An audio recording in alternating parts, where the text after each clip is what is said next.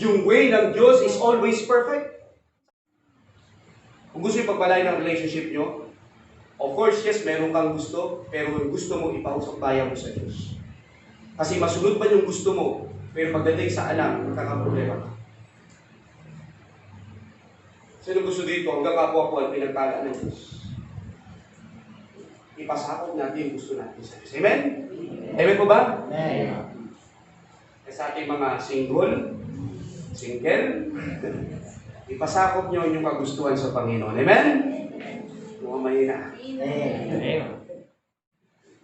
Pero mga kapatid, meron tayong leader by Holy Spirit. Simple lang mga kapatid. Pag nagpasakop ka sa pastor, at sumunod ka sa pastor, pag nagka-problema, may problema yung pastor, hindi ka. Sumunod ka lang naman yun. Okay mga kapatid? Tama? Pero pag pinilit mo yung gusto mo, at nagkatuluyan kayo, pagka nagka-problema ka, problema yung dalawa yan. Hindi mo kasama magulang mo, hindi mo kasama yung pastor. Bakit? Desisyon mo yan eh. Tama? Pero kung yung desisyon mo, ipinaubaya mo sa Diyos, pag nagka-problema kayo, edi ang Diyos magmumroblema para sa inyo. Hello, amen? Amen. Kasi sumunod ka sa Diyos eh. Ipinaubaya mo yung gusto mo, Lord, may gusto ko, Lord, let your will be done. Amen? So yun po mga kapatid, kaya napaka-importante mga kapatid sa buhay natin, merong nag-move, merong ipinasakop natin yung ating kagustuhan dun sa kagustuhan ng Panginoon. So yun po mga kapatid. So balik po tayo sa ating pag-aaral. So itong centurion mga kapatid, though he was a centurion, sabi ng Biblia, he showed this great respect to our Lord Jesus Christ. Ang pagbibigay ng respeto sa Diyos ay isang napakadakilang pananampalataya yan sa Panginoon. Pag pinapahalagan natin ng Panginoon, sabi ng Biblia, tayo din po ipaalagan po ng Diyos. So una, may kita natin yung object ng faith nitong centurion.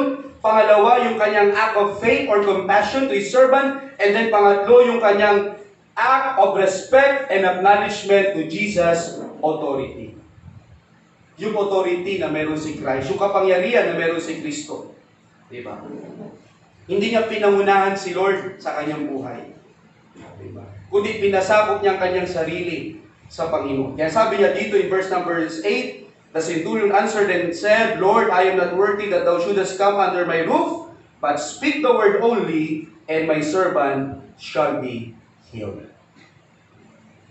Ngayon, ang tanong, paano ba ang Diyos nangusap sa atin? Unang Diyos nangusap sa kanyang salita, sa Bible, amen? Tama po ba? So basahin mo yung Bible, mag-pray ka sa Diyos, Lord, i-guide mo ako. Ngayon, ang Diyos, hindi lang sa Bible nangusap sa mga circumstances sa buhay natin. Kinakausap tayo Diyos, kahit yung COVID-19, nangusap ang Panginoon. At saan pa? Gumagamit ang Diyos ng tao, isa na dito ang ating pastor. O gusto mo kausapin ng Diyos, malaman mo yung kalooban ng Diyos, kausapin mo yung pastor ko. Bakit? Wala naman dyan sa Bible yung specific na mapapangasawa mo eh. Tama? Tama po ba? Pero meron kang pastor. Ang pastor, may tinatawag na gift galing sa Diyos. Meron niyang pakiramdam, malakas ang pakiramdam ng mga pastor. Halimbawa, yung pastor, pakipray mo nga kami, punta kami doon. Nararamdaman ka ng pastor kung may danger ba doon sa pupuntahan mo. Kung may danger man, ipinag-pray ka ng pastor. Kung may danger, sabi ng pastor, kapatid, mag-ingat ka, medyo alanganin sa lugar na yun. Ganun din sa ating mga desisyon. Diba? Pinapakita ng Diyos yung mga mangyayari sa atin. Kaya napaka-importante mga kapatid na pinapakinggan po natin yung ating pastor. Bakit? Wala namang pastor siguro na totoo, na lingkod ng Diyos, na ipapahamak po tayo. Kaya pakinggan natin yung advice nila, yung counsel po nila, napaka-importante. Sabi ng Biblia, I will give you pastors, according to my heart, which shall feed you with knowledge and understanding. Never tayo mag-lead sa pastor. Amen? Bakit? Bakit di natin kailangan mag-lead sa pastor o sa Diyos? Alam niyo kung bakit? Kasi sa Diyos walang lead na hindi nabubunyag. Amen. Ano ba niyo mga kapatid? Kaya maganda, sabihin mo na. Wala naman pala may tatago eh. Alam niyo, isa sa mga gift ng pastor, nalalaman niya yung ginagawa natin. Pinapaalam ng Diyos. Kaya kung minsan, natitisod tayo, akala natin may nagchismis sa atin, o akala natin may nagsusumbong kay pastor, walang nagsusumbong. Merong revelation ng Diyos. Kaya ano pa, bakit siya dyan pastor kung wala naman siya nakikita? Kaya nga pastor, pinapakita ng Diyos. At danas ko yan sa ating mahal na Pastor George, sa aking pastor. So napaka-importante sa ating mga Kristyano yung guidance and leadership ng Holy Spirit sa magitan ng kanyang salita. Alright? And then finally, the act of confidence. Alright? Yung act of confidence sa salita ng Panginoon. Sabi niya, but speak the word only, and my servant shall be healed. Verse 9, for I am a man under authority, having soldiers under me, and I say to this man, go and he goeth, and to another, come, and he cometh, and to my servant, do this, and he doeth it. When Jesus heard it, he marveled, and said to them that followed, verily I say unto you, I have not found so great faith, no, not in Israel. Diruin mo, di ba? Wala pa daw nakita si Jesus na pananampalataya, nakagaya ng pananampalataya nitong centurion na ito. Sabi ni Jesus, great faith, no, not in Israel. Verse 11, and I say unto you that many shall come from the east and west, and shall sit down with Abraham and Isaac and Jacob in the kingdom of heaven. So anong ibig sabihin nito mga kapatid? Sa paglilingkod natin sa Diyos, hindi ito paunahan. Uy, mas nauna ka. Kasi may Israel, sa tagal-tagal na nila nakakilala sa Diyos. Pero sabi ng Biblia, wala raw nakita si Kristo na dakilang pananampalataya na kagaya ng centurion na ito sa anak ng mga Israelita. Wala. Bagamat sila'y nauna na. Ibig sabihin mga kapatid, sa paglapit sa Diyos, hindi ito paunahan. Matagal ka nga Kristiyano, pero pananampalataya mo napakaliit. Ito naman, bagong Kristiyano, pero napakalaki ng pananampalataya niya. Kaya bisa napansin, di ba, pag ang isang Kristiyano na ligtas about this one, very active sa church. Bakit? Kasi ang laki-laki pa ng pananampalataya niya. Lahat ang sabi ng Diyos, ang pasunod siya ng sunod. Pero the more na tumatagal ang Kristiyano, the more na dumarumiit ito ang pananampalataya. Ay, naunawaan ako ng Diyos. Di ba? Ay, sisipunin ako sa prayer meeting, unahan ako ng Lord. Ibig sabihin mga kapatid, lumiliit ang pananampalataya. Ibig sabihin mga kapatid, sa paglapit at paglilingkod natin sa Diyos, ang basihan, hindi po yung nauna tayo, kundi kung paano natin ipinapamuhay ang salita ng Diyos. At ano sabi ng Biblia, I say, ye have heard, ano sabi ng Matthew chapter 8, sabi ng Jesus, I say unto you that many shall come from the east and west, and shall sit down with Abraham and Isaac and Jacob in the kingdom of heaven. Verse 12, but the children of the kingdom shall be cast out into utter darkness. There shall be weeping and gnashing of teeth. Biri mo sila yung inaasahan na maligtas, pero hindi sila. Bakit? Biri mo, napakapalad nila, nagkatawang-tawang Diyos, nakasama nila, kalahi pa nila, tapos hindi nila tinagpak. Kaya tayo mga kapatid, napakapalad natin. Hindi man actual natin nakita si Kristo, pero may mga misyonary, may pastor, nagtsatsaga sa atin. Sa kabila nun, ipapabago pa natin si Kristo, ipapago pa natin yung ating pastor. Kaya sabi ng Panginoong Diyos, but the children of the kingdom shall be cast out into utter darkness, there shall be weeping and gnashing of teeth. Hindi porkit anak tayo ng pastor, hindi porkit Israelita ka, ikaw ay punta na sa langit. Ang kailangan mo is personal relationship with God, with His faith in the Lord Jesus Christ. Amen? Amen. So yun po mga kapatid. So God is looking for faith. God is seeking for faith. Why? Because faith pleases God and God pleases faith. Napiplease ang Diyos sa ating pananampalataya. Itong centurion na ito sa verse 13, and Jesus said unto the centurion, go thy way, and as thou hast believed, so be it done unto thee. And his servant was healed in the self-same hour. Paano gumaling servant? Sa magitan ng salita ng Panginoon. Hindi mga kapatid, di ba? Kung si Kristo tao lang, sa oras na nagsalita si Kristo, ay di yung oras na gumaling yung servant. Ganun ka-powerful si Jesus Christ. At nakakalungkot, ganun pala ka-powerful ang kanyang salita, bakit hindi natin pinapaniwalaan? Isa, question pa natin yung kakayanan ng Diyos. Wag. Amen? Kasi wala doon pananampalataya. Ang pananampalataya, mga kapatid, once na may sinabi ang Biblia, paniwalaan mo. Amen? Sige na naman eh. Oh, sabi ng Bible, I will give you pastors according to my heart, which shall feed you with knowledge and understanding. Sino daw magbibigay ng knowledge and understanding? Eh di yung pastor. O kaya pag may binigay na pagtuturo yung pastor, paniwalaan mo. Baptist ang Baptist, ang kanyang faith and practices sa Word of God. Amen. Tama? Ang tais ba pera-pera? Ang tais ba pera-pera? Pag ang turo ng pastor, ang tais pera-pera yan? Ang pastor, nag-ano-ano dito mga negosyo-negosyo, ay no, pera-pera. Amen. Pero kung turo ng pastor ng tais, hindi ang pera-pera, amen? Amen. Kasi ang bata at ang matanda, nakapag-tais yan. Yung piso ng bata, dahil yung tais niya, yung 1 milyon ng isang milyonaryo, parehas yan, that is tithe. Amen. That is God's righteousness. Sir. Kasi sabi ng Biblia, I will give you pastor according to my heart, which shall feed you with knowledge and understanding. Ay pag ang pastor may tinuro mga kapatid, huwag kayong magduda lalo pa ang pastor nagtuturo ng salita ng Diyos. Kasi pag kinontra mo ang pastor at nagturo ng Biblia, ang kinontra mo salita ng Diyos. Biblia ang kinokontra ng tao. Hindi yung pastor messenger lang. Tama po ba, amen? Amen. Ang kontrahin mo yung kasalanan. Tama po ba? Kung yung pastor, nangangalo niya, nakikiapit, o yun ang kontrahin mo. Pero yung maliwanag na salita ng Diyos, itinuturo ng pastor, ipinamumuhay ng pastor, Amen. huwag mong kontrahin yan. Amen po ba? Eh mga kapatid, sa panahon natin ngayon, maraming mga alipuros yung diablo.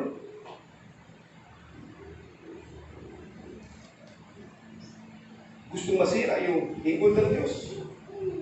Amen. Nasaan yung pananampalataya dyan? Diba? Eh mga kapatid, sabi ng Biblia, I will give you pastor on my heart which will fill you with understanding. Mga kapatid, yung pastor nagsasuggest lang, nag-guide. Amen? Pero hindi pipili sa iyo ng pastor. Magdidesisyon ka pa rin. It's between you and God. Pero yung pastor, ginagabayan kayo. Amen po ba? At naniniwala ko yung pastor na yan, hindi tayo ipapahama. Kaya napaka-importante, sumunod po tayo sa leading ng Holy Spirit sa magitan ng ating pastor. Kasi pag tayo nag-decision ng ating sarili na, pwede po tayo magkamali. Mapahama po tayo. Kaya pag may sinabi sa inyo yung pastor nyo, ipag-pray nyo. Amen? Amen po ba? Amen. Ipasako mo. Huwag ka magdidesisyon. Ipasako mo sa Diyos. Ito po sabi ng pastor ko. Ako yung mga kapatid, amen? Kaya napaka-importante mga kapatid, meron tayong guidance ng pastor, guidance ng Holy Spirit, para sa ating mga movements ay payak at wala tayong pag-isiyan. Balangkata. So napaka-importante may guidance po tayo. Amen po ba? Amen. Parang ayaw nyo na po yan. So yun po. So balik po tayo sa ating pag-aaral. How the centurion showed this great faith to God. Paano ba pinakita nitong centurion na ito yung kanyang palataya? Kaya na sabi natin mga kapatid, pinakita niya ang kanyang palataya sa magitan ng kanyang pagsunod sa salita ng Diyos. Speak our word, God, and my servant will be healed. Kaya mga kapatid, si Jesus nasa langit na. Kaya mo sasabihin, Lord, speak to me, Lord! Speak to me, Lord! Hindi na. Magsalita man sa iyo ang Diyos sa magitan ng Bible, pero ang Diyos nagsasalita sa magitan ng iyong pastor. Gusto mo mag-ipag-usap sa iyo ng Diyos, physically, ayan yung pastor mo. Ang sabi ni Lord, I will give you pastors according to my heart, which shall feed you with knowledge and understanding. Kaya napaka-importante mga kapatid, yung ating faith ay nakabase sa salita ng Diyos. May mga desisyon kayo, may mga tao lumalapit sa inyo, i-connect kayo sa pastor. Pastor, may lumalapit sa akin, ganito, ganyan. Ay kapatid, sige, pag-pray natin. Uy kapatid, medyo alam ko yung tao na yan, medyo mag-ingat ka dyan. I-consider nyo yun. Amen? Tama po? So mga kapatid, ang panampalataya nais ng Diyos makita sa atin sa magitan ng ating pagpakikinig, sa magitan ng ating pagtupad, doon po sa salita ng Diyos. Sabihin natin, kagaya ng centurion, Lord, speak a word only, and my servant shall be healed. How powerful the Word of God is? The Word was created in the Word of God. So yun po. And then another thing, itong centurion na to, pinakita niya yung kanyang object ng kanyang faith ay walang iba, kundi sa Panginoong Jesucristo. Ay balaga sa buhay po natin mga kapatid, ang object ng ating faith ay walang iba, kundi si Jesus Christ. Amen? Amen. Amen? Amen po. So yun po mga kapatid, yung great faith. His object of faith is Jesus Christ. His medium of faith is none other than the Word of God. And how he showed this faith, sabi dito, act of compassion to his servant, act of respect and acknowledgement to Jesus' authority, and act of confidence at Jesus' Word. Ang salita ng Panginoon. Ano nga salita ng Diyos? Wicked, powerful, and sharper than to any edged sword, piercing asunder to dividing soul and spirit, and of bones and marrow, and a discerner of the thoughts of intents of man. So, ibig sabihin mga kapatid, ang salita ng Diyos ay kagaya ng isang tabak. Eh, dito ko na-realize, kaya pala maraming tao nagigalit sa pastor pag ang salita ng Diyos. Bakit? Kasi tabak yan eh. Nakakasugat. Tama ko ba? Amen? Nakaka-offend. Eh, sabi nga din, mas mabali na ma-offend natin yung tao, huwag lang natin ma-offend ang Panginoon.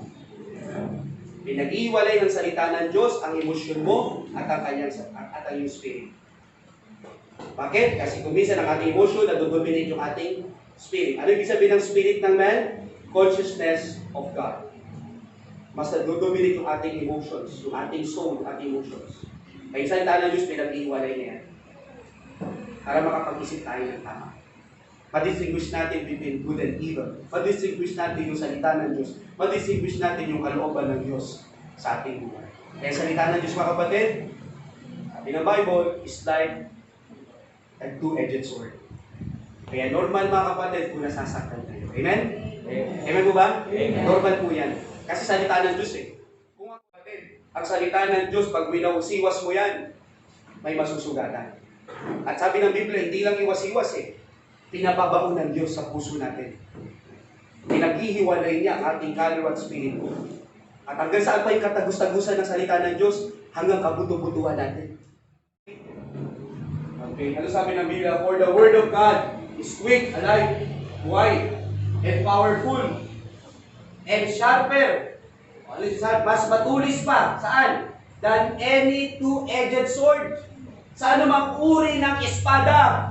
Mas matulis pa ang salita ng Diyos. Bakit? Kasi ito ay tumatagos hanggang sa paghihiwalay ng kaluluwa at spirito.